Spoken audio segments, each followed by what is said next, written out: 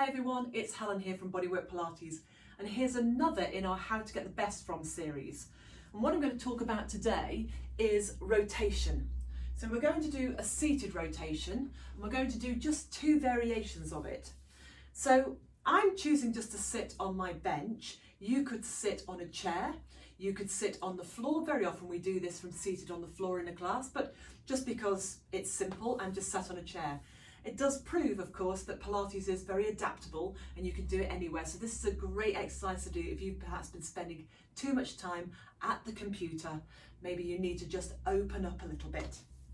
So if you're sitting like I am, if you're seated like I am, then just make sure you can place your feet flat to the floor or flat to something. If you're sitting on the floor, then you may want to raise yourself with a little block or a folded towel or something underneath the pelvis just to make it a little easier to sit upright. Okay, so in our spine twist in Pilates, we really want to focus on the movement of the thoracic spine. Very often what happens is people get a little carried away turning their head and perhaps don't use the thoracic spine sufficiently, and we definitely want to stabilize the pelvis, so we don't want to get any movement from the lumbar spine. Your lumbar spine does rotate slightly, but it's very limited. There's only about 10 degrees of rotation there. Your thoracic spine, that area through the rib cage, of course, has anything up to 35 to 40 degrees. Your neck, of course, your cervical spine, much freer, up to about 90 degrees. All abouts, but rough measures. Okay, so we want to make sure that we're sitting up tall. So getting the sense of really anchoring down through the pelvis and then encouraging an opposition of length that lifts you up right through the crown of the head. The chin is slightly drawn back. I'm going to make it really simple. Bring the hands together, bring the thumbs onto the breastbone, and with the chin slightly drawn back, you're just going to touch your chin with the fingers. So essentially, you've attached your chin to your breastbone. Now really stay lifted up, and you may find that you automatically have a slight tightening of your corset. You may want to apply a slight corset there, but you might well find that that has automatically occurred. The shoulders continue to gently drop down. Don't press them down too heavily. And then from here, thinking about the breath, in through the nose, out through the nose of the mouth, into the fullness of your rib cage, just allow your rotation to begin. Now, it's up to you whether you choose to breathe in or out on this rotation. So far, in my teaching experience, nobody has died of breathing one way or the other. So for me, personally, I breathe out as I rotate and I breathe in as I return. I know many people who prefer to breathe in to the expansion as they rotate and breathe out as they return. Okay, I'm going to leave that up to you, as long as your breath continues to work fluidly and smoothly with the movement. Now, just let me turn side on. So I've got this sense of lifting up. I'm trying to maintain this same soft curve of the low back, and I'm just allowing my chin to stay in line with my breastbone so that I don't get carried away and just turn my head or limit my range of movement through my ribs, but continue to turn using my vision more than my mobility. And what you should get here is a sensation of trying to spiral upwards. So try to get that feeling of lengthening up and just growing a little taller and creating more space within the body as you do this. And then bring it back to center, relax the hands. I like to sit back into the hands and just have a moment rather than slouching into a slump. Okay, all right, so that's a really simple way of doing the spine twist, and there's absolutely nothing wrong with that. It is, after all, a rotation for the spine. You could add weight into that to apply a little bit more activity. You could do this with the arms in a Cossack position. Now you're going to have to try and keep your wrists lined to the breastbone, because when we start to take the arms away from the body, people start to move from the shoulders. You could go into fingertips just behind the head and rotate from there. So that again adds on a little bit of weight. More traditionally in Pilates, you would do this seated with your arms out and then rotate. okay? And very often there's a little pulsing to it as well if you're working in a more classical style. But what tends to happen again is people tend to move the arms. And so the arms become the biggest portion of the movement rather than the ribs. So unless you're really sure that you can control the sensations, then I would stay with a smaller. I quite like this one. I quite like this. I think this is quite a nice movement, as long as you're not pushing on your head. So again, just make sure you're not pushing your head forward.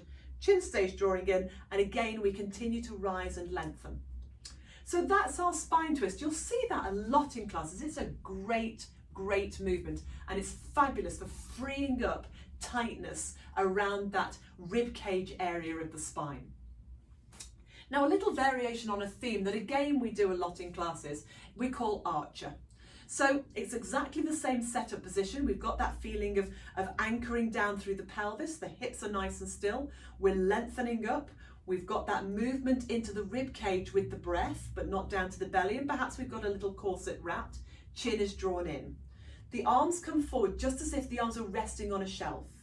Okay? And all that's going to happen is I'm going to draw my left elbow back, almost as if I was pulling on a bowstring. So I'm going to pull my left elbow back. I'm going to let my right arm lead my right side of the rib cage forward. I'm going to keep my pelvis nice and still. I am going to turn my head this time. I'm going to look at my elbow as it draws back. And then I'm going to bring it forward and I'm going to change. So I've got this feeling of creating distance between my fingertips moving forward and my elbow moving back. And that allows my one side of my rib cage to pull back, the other side of my rib cage to move forward. So I get perhaps a deeper rotation. Okay, now it's important to keep the shoulders sliding down, and it's important to keep those hands on the level with the arms. What tends to happen is this kind of thing or this kind of thing. So if I turn side on again, okay, again, work as if your arms were on a shelf. So keep that sense of lift, okay, and then from here, just going to keep your arm slightly lower than the shoulder, and the shoulder, of course, drawing down. And then when my elbow comes back, my elbow stays slightly lower than my shoulder, but my forearm stays parallel to the floor even as I come back. And it's at this point people tend to want to wing their elbow down towards the back of the waist. Okay, so you want to keep that on a nice level plane, allowing again that deep rotation of the spine to continue to open up.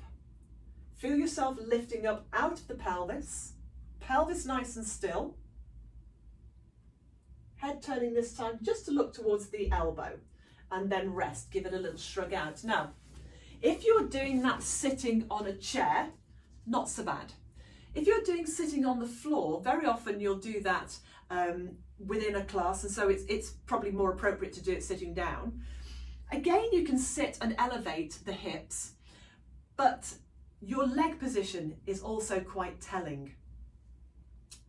When you allow the pelvis to move in this, you're going to get this sliding forward of the feet. So if I were to do this, and actually having straight legs is really easy for us as teachers to see.